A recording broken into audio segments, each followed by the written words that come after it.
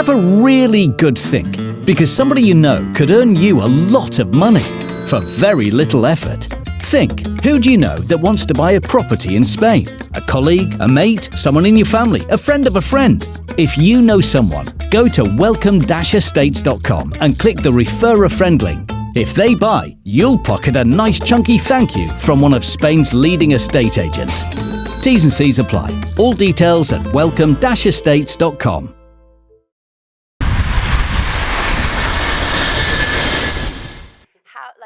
I've watched tonight you interview by about, 20 or 30 different media outlets. Do you not get bored? Is there a cut-off point where you're like, I've had enough? No, this is for them. This is the part that is driving me out of the game. I can't stand all the media outlets now. It's too much. And I understand that we've got to drive like all these different platforms and stuff. Yeah, you've got to sell ourselves and stuff, but I done that from the get-go. I clocked that. As soon as I started boxing, I clocked the game. And I feel like I want to be in a position where you can build up so much that you don't have to do so much.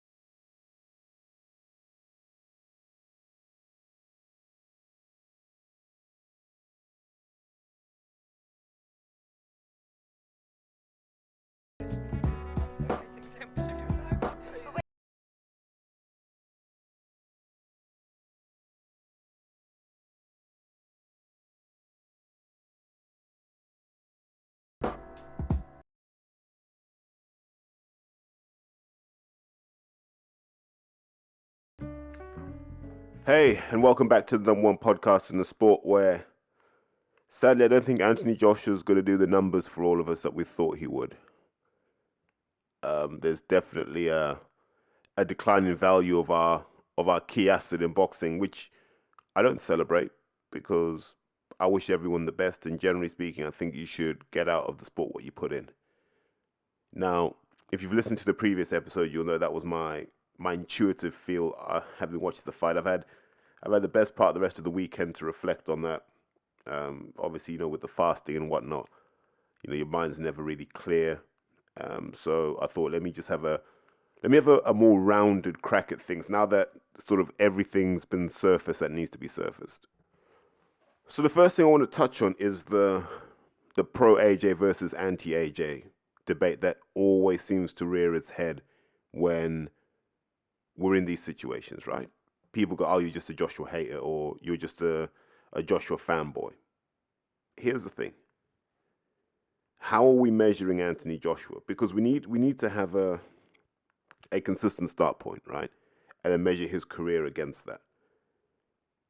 If you say, and I believe this, Anthony Joshua is a supercharged Derek Chisora, yeah, came out the same Finchley factory, similar ideas, equally basic, equally difficult to train, it would appear. And then I'm like, okay, cool. If you measure him as a supercharged Derek Chisora, everything Joshua's done in his career is incredible. Right? There's no debating that. He's been unified world champion. He's lost those belts. He's won them back. He's defended them again. He's lost them. He's fought in rematches, and now he's back. Right? There's no debating that's a better career than Derek's had. And I give Derek credit for putting himself in harm's way more times than not. But you benchmark Joshua against being a supercharged Chisora, and his career is nothing short of a fairy tale. That is what we should have got. That is exactly how he should have been sold, because you could have always marketed Anthony Joshua as the underdog. You could have always said, listen, this guy's fighting the odds, he's fighting history, he's fighting convention, and if he wins one world title, then he would have defied the odds. And we would have bought into that, I think, comfortably. And that's kind of where it was pre-Olympics. So pre-Olympics, it was, this guy's come out of nowhere. Limited experience, all heart, all tension, all aggression, determination. And I remember he'd be a regular contributor to the Steve Bunn's Boxing Hour on radio, BBC Radio London, which for me is the original boxing podcast, by the way. So if someone says to me that the ground zero for boxing podcasting is that Steve Bunce show, and a lot of people sleep on that, but it was very important because that showed that you could have compelling boxing content, basically narrated by Steve and maybe a couple of mates here and there. And if anyone ever listened to that, you'll know what I mean. Some of you newer fans won't understand, but maybe they've got them in the archive somewhere. They were really good. And on those times, we were always like, Joshua's the underdog, Joshua's the underdog. And you'd meet AJ at shows. And like I said, he's fought two of my mates. And so I've met Joshua. And he's a good guy. Like, in that sense, well, I say then he was a good guy. Like, you could talk about all sorts of stuff. He was clued up. And he'd always say, I don't want to make the mistakes of the past. So I see a lot of old Femi in Anthony Joshua now. But that guy, we always thought, he's always going to be up against it. He's taken the sport up too late. Like, at the time, it was like, if he gets to British level after the Olympics, fair play to him. No one had thought of him as a guy that would cause havoc at world level. No one did. Because it's like, can you imagine him against Klitschko? No, he'd get hurt. And so he wins the Olympic gold. And however you want to slice and dice it, there are at least 3 controversial decisions. I think the Lara fight was disgusting. Not the Lara fight. Sorry, I called him Elisandi Lara. Elisandi Savon was a shocker. I also think the Camarelli was debatable as well. But he gets the gold. Once he pals up with Matchroom, it gets stupid, right? And then we hit the hyperbole stage. He's going to do this. He's going to do that. He's this. He's that. And from being someone who would have been a supercharged Chisora, and we would have been like, fantastic, cool. Let's ride this wave and see where it takes us. Now we're hearing he could be a better version of Mike Tyson. He'll achieve more than Lennox Lewis. He'll unify all the belts. He'll go his whole career undefeated. So you've positioned Anthony Joshua in the public's mind as being this monster that no one can figure out, no one can defeat, and he tucks his mum into bed every night. Yeah, that's how Joshua's positioned by. This is all by Eddie Hearn and Matchroom, and Joshua's done nothing to refute this. He hasn't confirmed, he hasn't denied it, but this is what was sold to the public in general. So that's their expectation. You remember all the road to undisputed talk, all the talk, even before that, when they were talking about, we want to get Joshua as Deontay Wilder's mandatory. We feel he can beat Wilder easily.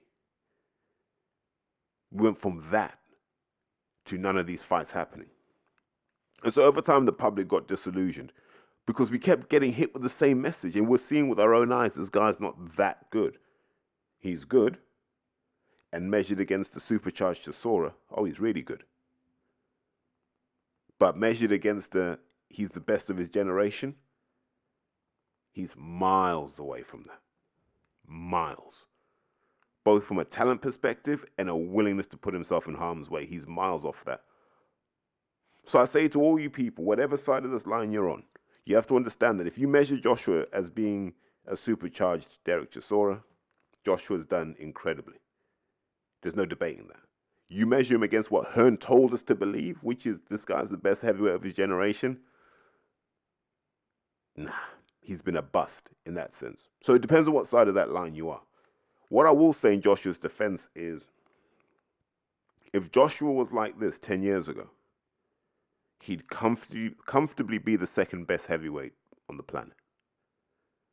This version of Joshua we saw on Saturday would be the second best heavyweight on the planet. So he's also being handicapped by being in an era where suddenly everyone got dangerous. Because if you look at this era, a lot of guys have freak factor to them, right? So let's look at it like this. In terms of overall boxing talent and IQ, we can say Tyson Fury's a freak. Punch power, Deontay Wilder's a freak. Pace and engine, Alexander Usyk is a freak. Chin and kind of monster factor, Joe Joyce is a freak. Is Zhilei Zhang a freak for his chin and maybe his power? We'll find out. But there are people who've got freak factor to them. Jared Big Baby Anderson, he may be one of these guys who's got that kind of freak factor in terms of combination and IQ.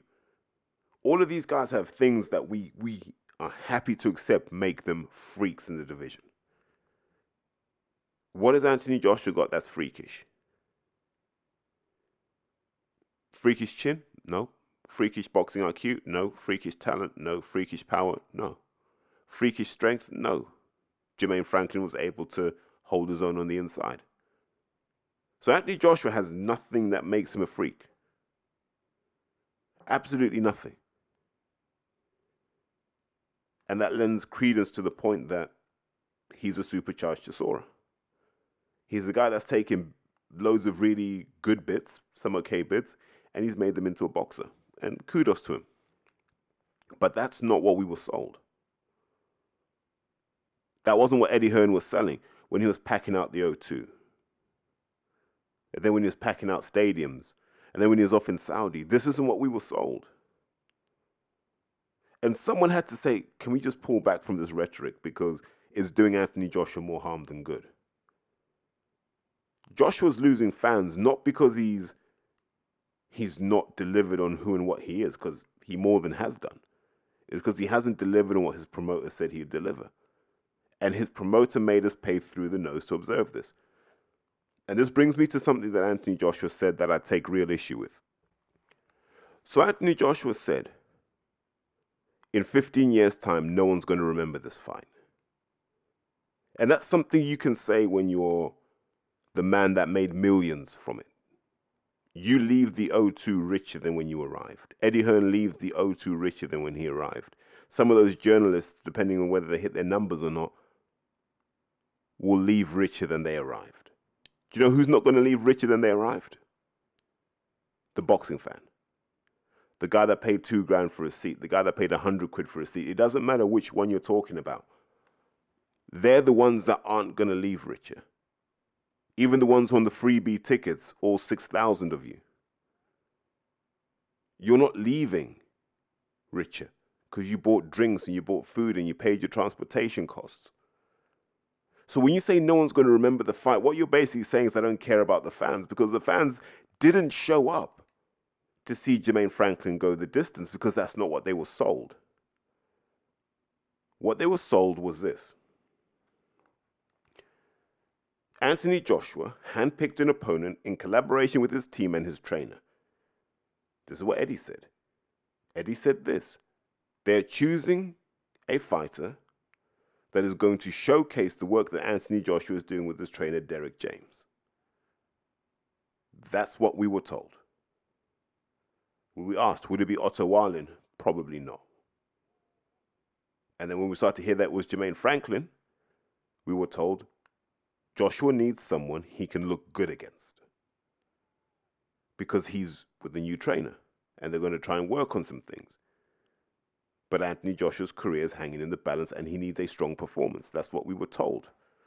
And everyone was clear. A strong performance means Jermaine Franklin gets stopped. A very strong performance means he gets stopped in under 6. They won't remind you that they were saying this. They won't remind you this was the message 2 weeks ago.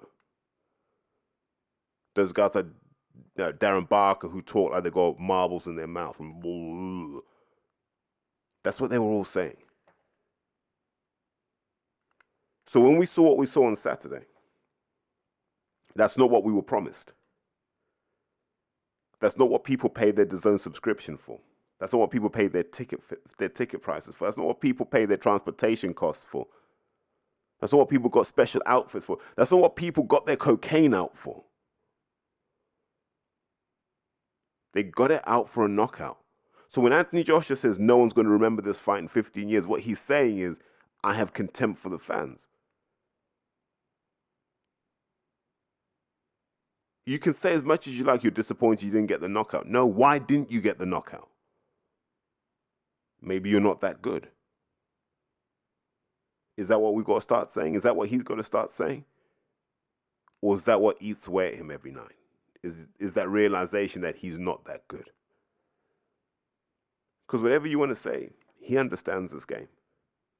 He's been at the top of it long enough. He understands this game. the guys at the top always have something about them that is 10 out of 10. He has nothing about him that is 10 out of 10. We used to give him credit for his mindset and his drive and his will to win. And we haven't seen those since the Klitschko fight.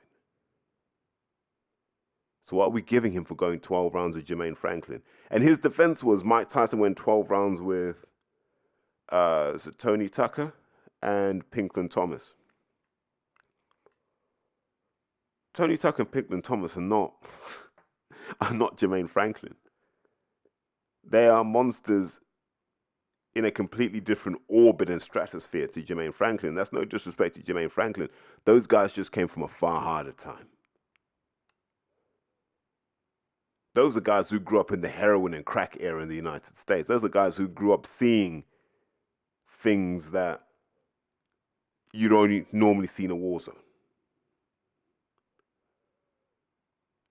And it's generally accepted that Mike Tyson, much like Joshua, was oversold to us.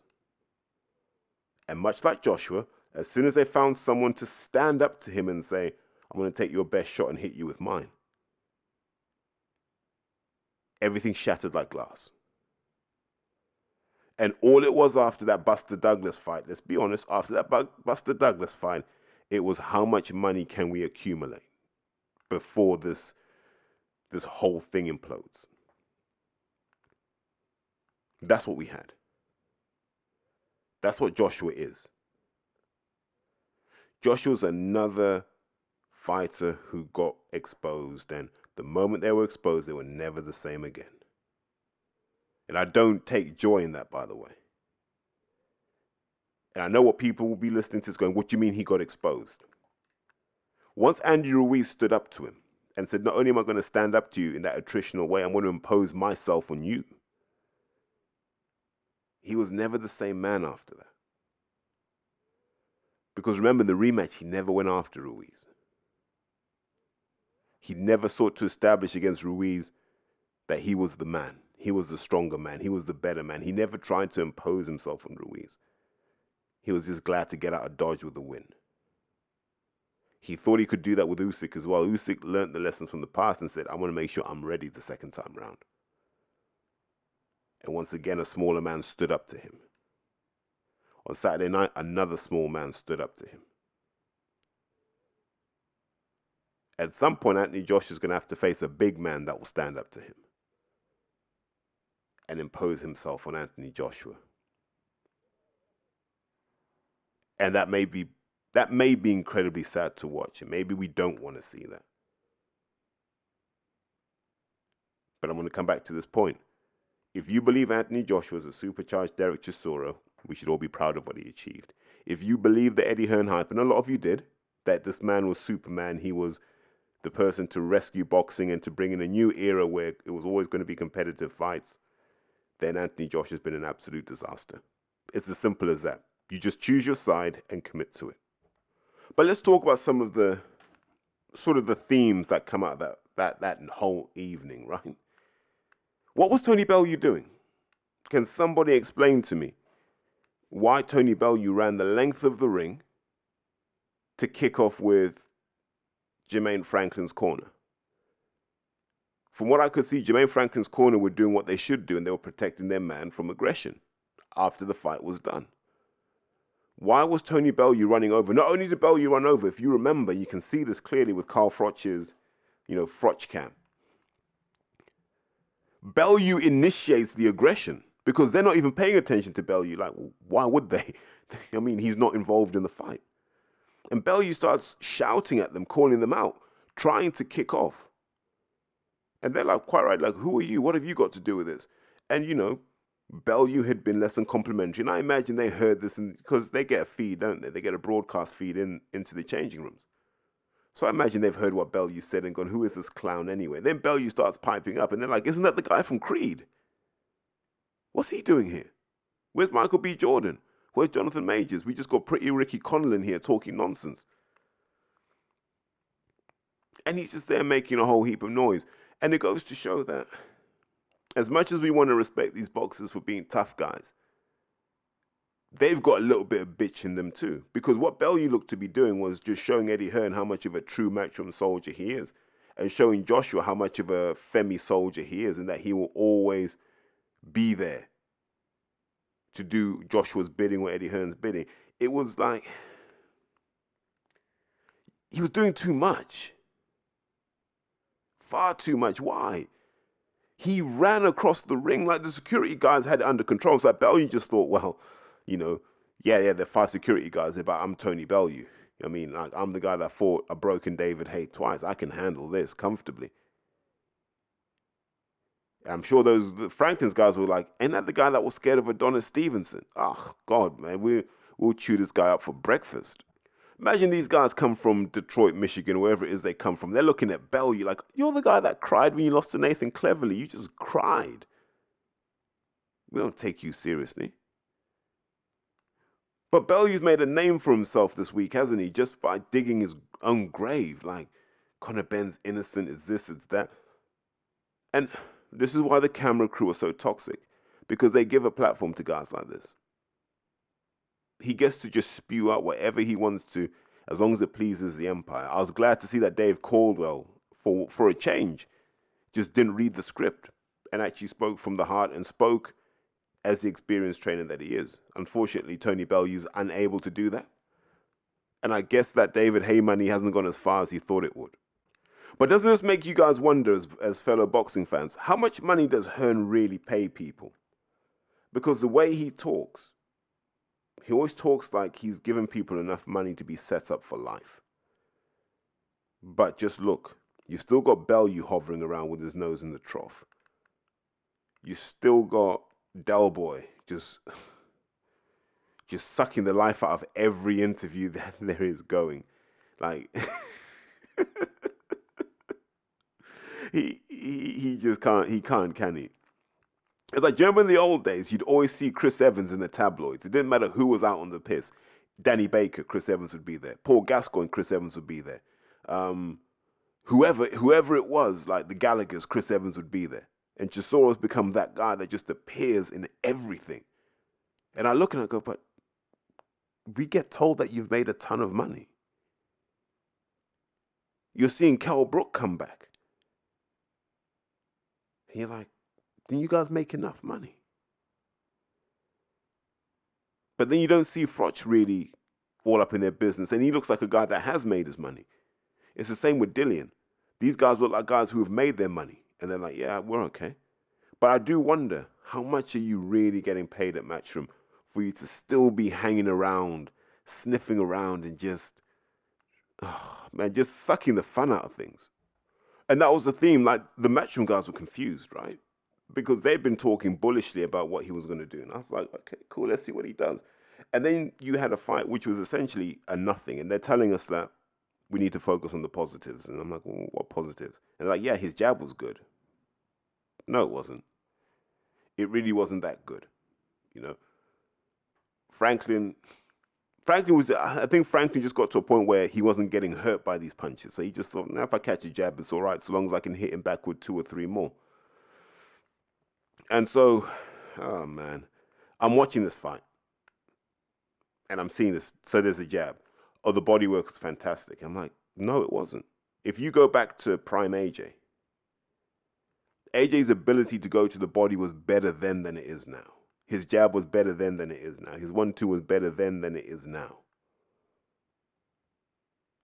This is an Olympic gold medalist. Now, even if you don't want to accept he deserved the gold medal, here's a guy who fought in every tournament in a 2-year span and was there or thereabouts. I'd like to think he knows a lot about boxing, and this is why we need to park all of this he's learning on the job nonsense. What exactly is he learning on the job? To punch? No. Well, he's learning to make good decisions in the ring. If you can't do it now, you'll never do it. So what is he learning on the job? Bearing in mind, at this point in his life, Tony Bellew was fighting, who was it, BJ Flores? Was Bellew learning on the job? No. At this point in his life, who was Chisora fighting? Senad Gashi? Was he learning on the job? No. There's a certain age where you've got to say someone's an adult. They're not learning on the job anymore. And you can't headline a show if you're learning on the job. All of this stuff that they tell you as fans, and you just believe, oh, he's just learning on the job. He's not learning on the job. What's he learning? He's been learning on the job for the last God knows how many years. What has he learned? Because he's gone backwards. He's gone backwards. It's like he did his A-levels in 2017, and now we're talking about he's got to go back to Key Stage 3. Why? Why can't we accept maybe he's just not that bright? That's it. He ain't that bright. When it comes to boxing, maybe he's just not that good. And what he did is he exhausted the possibilities of what having loads of muscle and a bit of charisma can do in a relatively flat and aging heavyweight division. The right man at the right time. And what this does is it overshadows something we should be applauding. We should be applauding Jermaine Franklin. The fact that Jermaine Franklin has made himself a millionaire by doing nothing other than existing.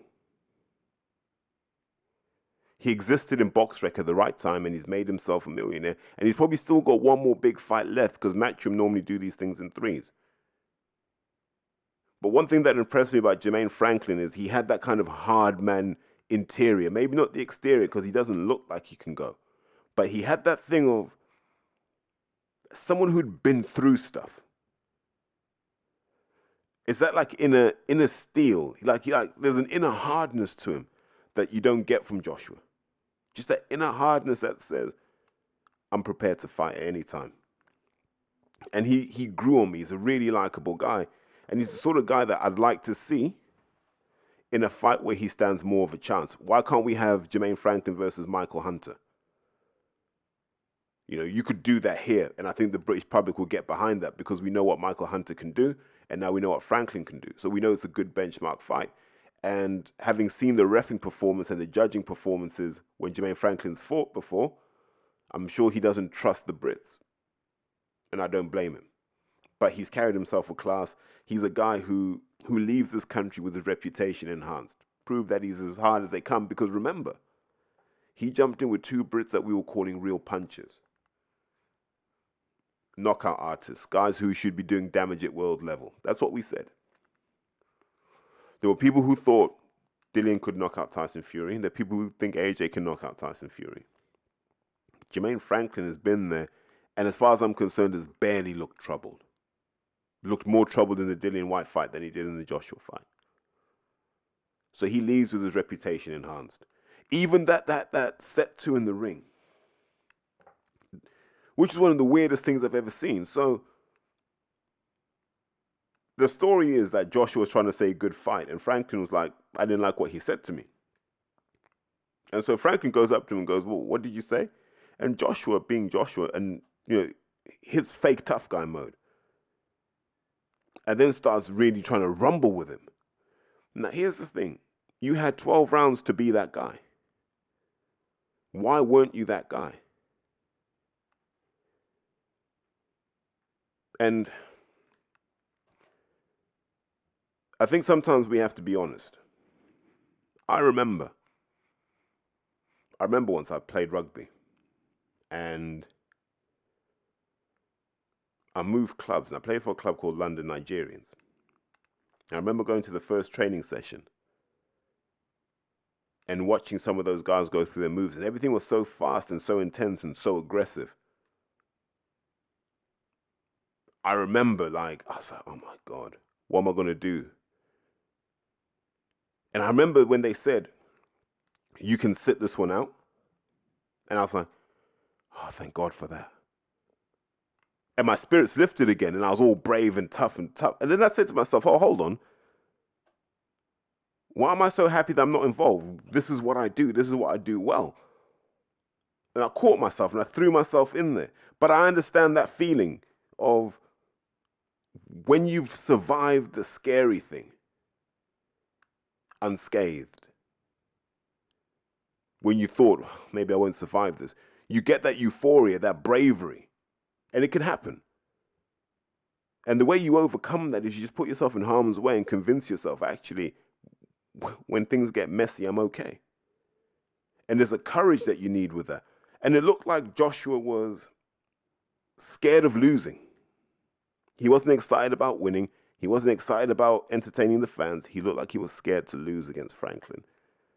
And there were points in that fight where he felt that that may be a realistic option. And once the bell went and he realized he had left with his reputation intact and his record was better than it was before he started, then he started talking hard. He did the same with Usyk. All that tough talk came after the fight, but none of it was manifested in the fight.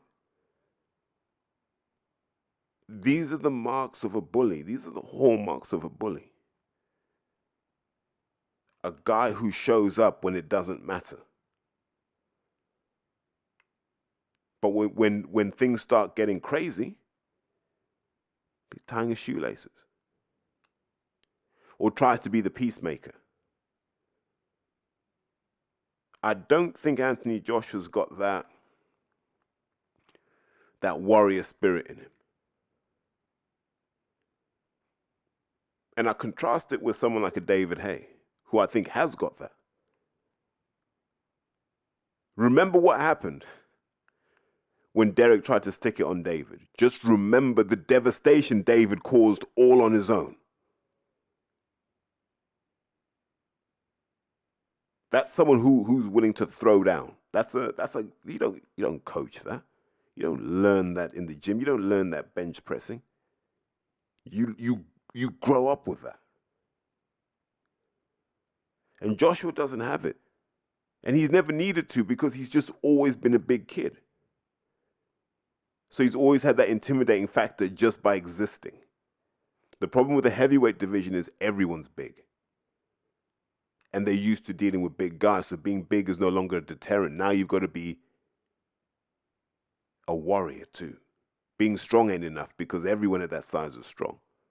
Everyone can hurt at that level. But have you got that warrior spirit? Will your will given before theirs will? And my fear for Anthony Joshua is if you put him in with someone of any ambition, with any real size and strength, he'll be found wanting. I think tactically the fights are easier the taller the guys get, because I think he will be able to tee off on bigger and slower guys.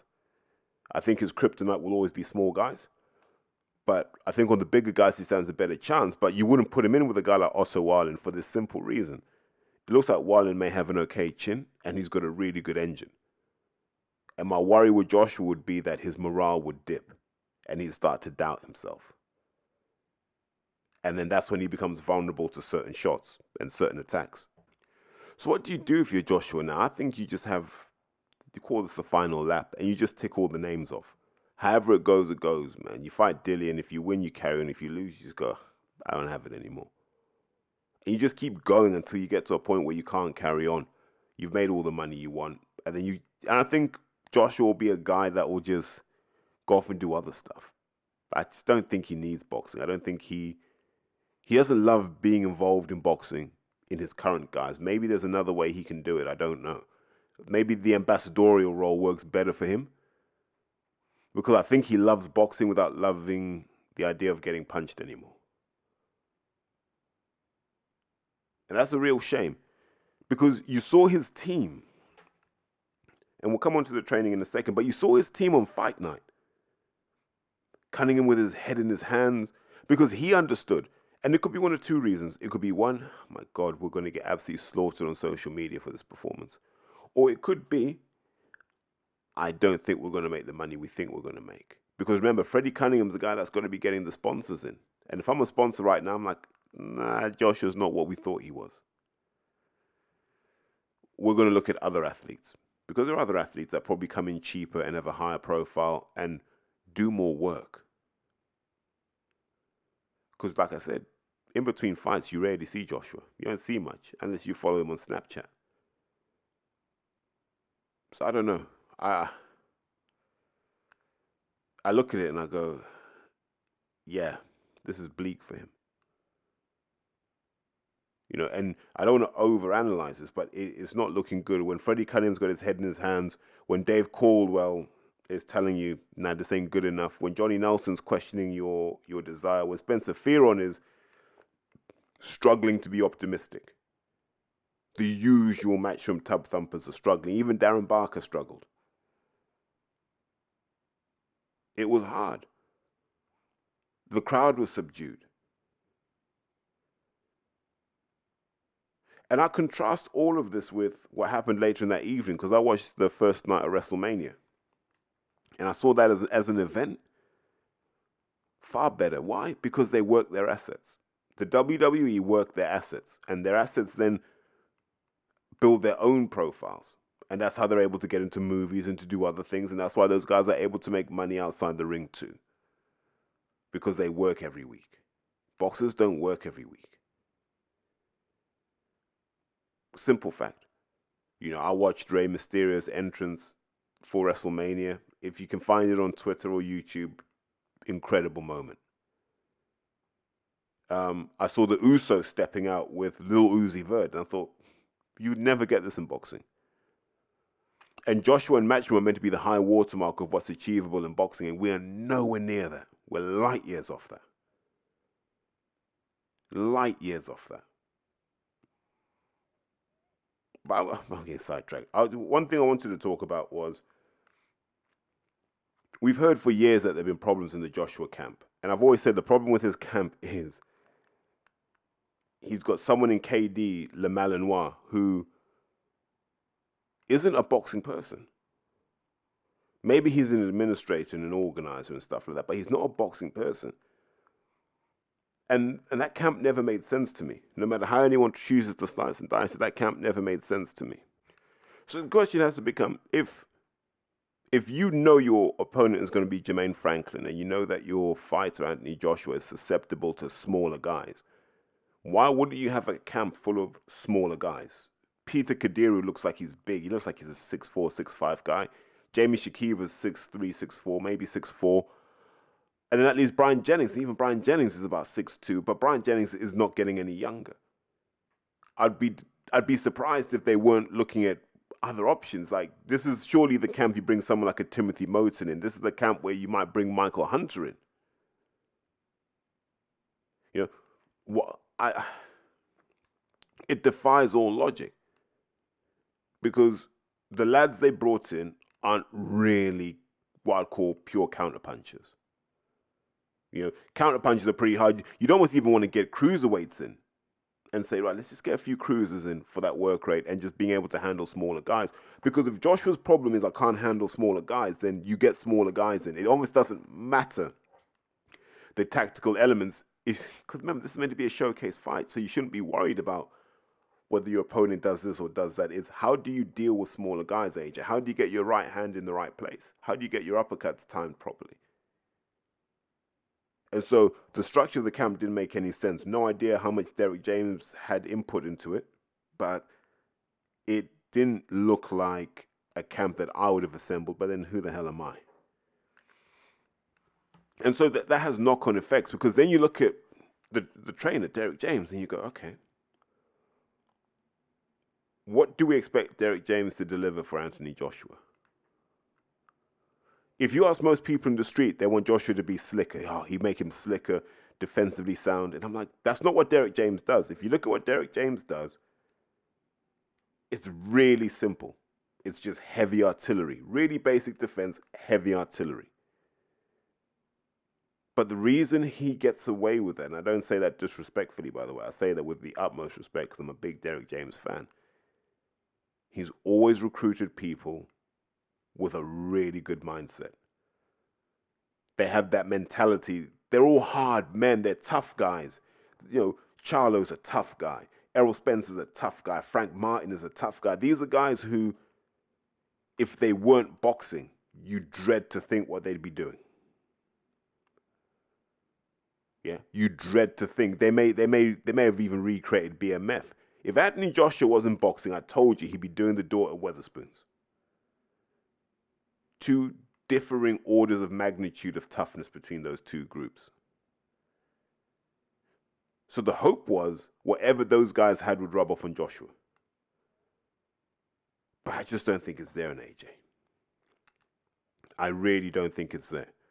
And if it's not there, then the Derek James style is really, really hard to implement, because those guys are savages. You know, if you look at Derek James's gym, what's it called? World Class Boxing Club or something. If you look at that, there's nothing in there. Like, it's literally like I don't even know, like a barn conversion. And there's a ring and there's some bags and there's like a treadmill and there's little bits and bobs, but it's really simple stuff. But if you talk about like Derek James' signatures, lead hooks are key.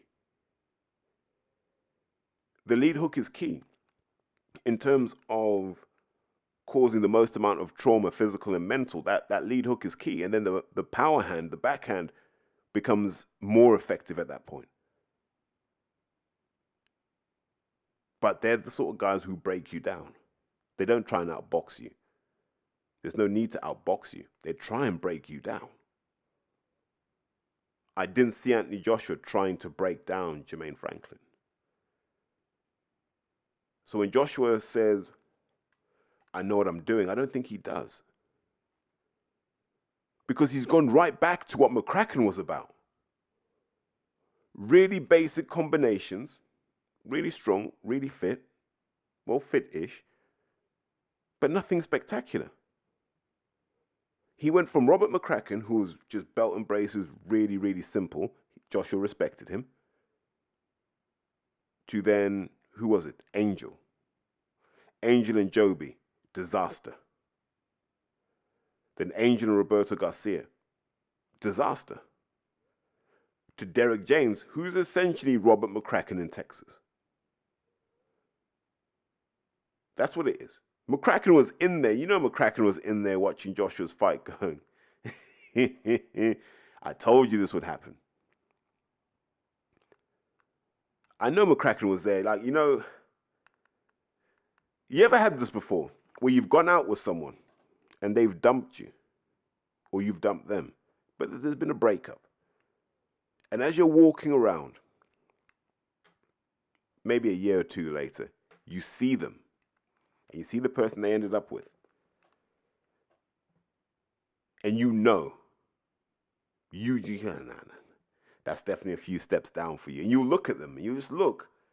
And you look at them and go, I see who you're with. Was it worth it? And I imagine McCracken was like that watching the fight going, all of that talk, all of that listening to people get in your ear to perform like that? I don't think McCracken would ever produce a performance like that. And this is what I mean. Sometimes we over-sensationalize what the Americans can do. Derek James doesn't do a lot. He's just working with better raw materials. I still think he's a good trainer because you still got to put in the work to get guys ready for fights. I'm never going to dispute that. That's a hard job. But if you gave McCracken those Charlos and Errol Spence, I'm sure McCracken could make them world champions too. So my question back is, what did Joshua move for exactly? That's the real question. What did he move for? Did he move to get out of his comfort zone? And I know he's talked about how much he loves America and how much he loves Texas. Is he going to uproot and base himself there? I don't know. Would I recommend it? Not necessarily. You know, look how heavy he came back. Like, that American food definitely got to him, because I don't think he intended to be that big, but that American food can get to you like that. You know, some people will say it was the eggs that did it.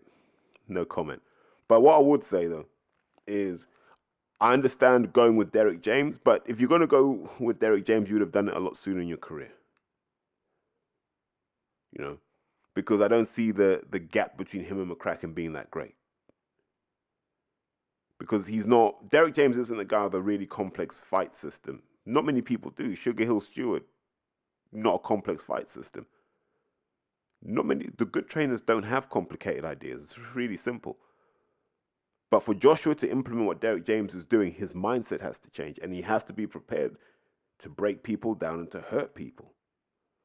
He can't be happy going, yeah, hit and don't get hit. That's not really their style. It's intimidate with brute force and then break them down. And when the penny drops with Joshua in that regard, then maybe we'll see the best of him. But to do that, he's going to have to overcome so many demons. Now, here's the thing I'll say. in all the times Joshua's been dropped, he's got back up. So I don't know why he's scared of getting dropped, because against Vlad, he came back and he proved that he's that guy. Against Ruiz, he didn't, admittedly, but that can happen. I wish someone would just get in Joshua's ear. Like if I was around Joshua, I'd say, mate, so what if you get put down? Are you prepared to get back up? Yeah. Are you prepared to go after once you're up? Yeah. And he might need the embarrassment of getting put down to bring out the best in him. I'll give you an example of this happened before at a lower level. Dominic Akinladi was boxing, who was it? Was it Adam Mackay? You know, the guy that did SAS, Who Dares Wins, the guy that got done for steroids. I think it was Adam Mackay, who dropped Dom, I think in the first or second round. And Dom came out. Because Dominic doesn't get dropped. He doesn't get dropped. He's not that sort of guy. And he was so embarrassed, he just came out firing. Stopped the kid in the next round. Some people need that. Like, you never got that performance out of Dominic until he got hurt, or until someone embarrassed him or upset him. He was the sort of guy that once you upset him, he'd come after you. Maybe Joshua needs that. Maybe Joshua needs something. He needs some form of adversity, would be my theory. And the reason I say that is he did really, really well when he had to prove the doubters wrong. And then he sort of hit that peak with Vlad. And it seemed after that he never wanted to get put down again. And so he took any number of different fights, right? He took the Takam fight. He took the Parker fight, the Povetkin fight. Like Takam, like I said, career sparring partner, was aging anyway. Parker, the least deserving world champion I can think of. Povetkin was getting on a bit. There are loads of guys in his record who were getting on a bit and seen better days. And then Ruiz was meant to be one of those guys, a nice, easy tune-up before bigger fights, and Ruiz upset that apple cart. And then it was never the same after that. He just took soft options like with Pulev. Then he was forced to fight Usyk, who he probably would have swerved if he had the choice. But here's why I'm going to defend Joshua, just for balance. You know, I part believe this, but I also part don't believe this. Who hasn't had duds in their career? Someone name me David Hayes' heavyweight run. Go through David Hayes' heavyweight run. You remember Vlad and you remember the two Bellew fights. You won't remember the Monty Barrett fight. Some might remember the John Ruiz fight. There are a load of David Hay fights that we forget happened. And we're like, You know, his heavyweight run's not all that. Fury's heavyweight run is not all that. Deontay Wilder got slaughtered for years because of his heavyweight run, and it wasn't all that until it got serious. And I think if you look at him post 2018, I think he's done everything that's been asked of him, you know, to the best of his ability. But most of these guys have duds, like a long run of duds and underwhelming performances. Part of that is just what you get in the heavyweight division. But like I said, you can't give Joshua bail on this one because we were told that he's indestructible. And even when we saw with our own eyes that a little Mexican guy battered him, we were told, nah, he's still the best in the world. And as long as Eddie Hearn keeps lying to the fans like this, Joshua's going to have to carry this weight, and it's this weight that cripples him. So what gives? Does Joshua say to Eddie, you got to stop talking for me? But then Eddie's like, how are we going to make our money? So I think, if I were to break down where I think he's struggling, I think Joshua's struggling because he doesn't believe that if he gets put down, he'll get back up again. Although everything to date would suggest that he would. Right? That's what we know. He'd get back up. There's no question about that. I also think he's caught between who he wants to be as a boxer and who he actually is. And I think he needs to go back to who he actually is. It's the big lump who throws loads of punches, and if it works, it works. He's not a KO artist, because when's the last time Joshua left someone sleeping on the canvas? We know when Wilder did it, and we know when Fury did it. But we don't know when Joshua last did it because we can't even remember those guys. They weren't that good. So once he realizes he's not that guy, that's okay. That will free him up too. But there's also the thing about Anthony Joshua. Who are you really? Who are you really? Who is Anthony Joshua? What do you believe in? What's your personal life like? What's your real life like? Are you living congruently? Is who you are in public similar to who you are in private, or are you hiding secrets from us that you don't want us to know? Is that why the circle's so tight? Because all of these things are just weight that you carry into the ring. The less of these things you carry into the ring, the better you'll perform. So what I will say is, yes, Joshua had an absolute stinker on Saturday, but it's a stinker relative to what we were promised, not an objective stinker. Because like I said, many of these guys have had duds in their careers. Come on, man, Ali fought guys like Chuck Wepner. You know, let's have a sense of perspective here. You know, Mike Tyson fought guys like Mitch Blood Green. Everyone's got their duds. That's okay. But what all those guys were able to do was have the big fights and prevail in those big fights. And hopefully, Anthony Joshua can free himself of all the baggage that's holding him back and have a good crack at those. Because I maintain this, boxing is better when AJ's on top. Yeah?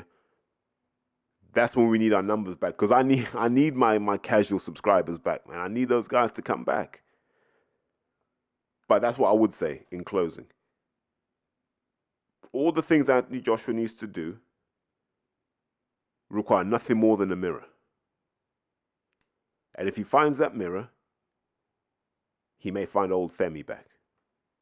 And on that note, I'll say take care, guys, and have a great week, positive week. And as always, you know, you have the option to share this, co-op people, recruit people, and let's get some more supporters behind the movement.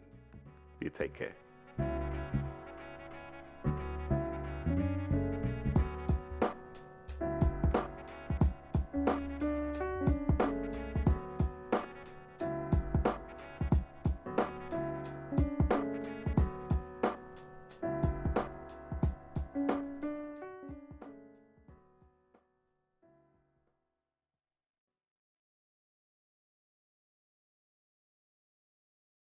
Porky's Corner is proud to be sponsored by Spartan Site Solutions.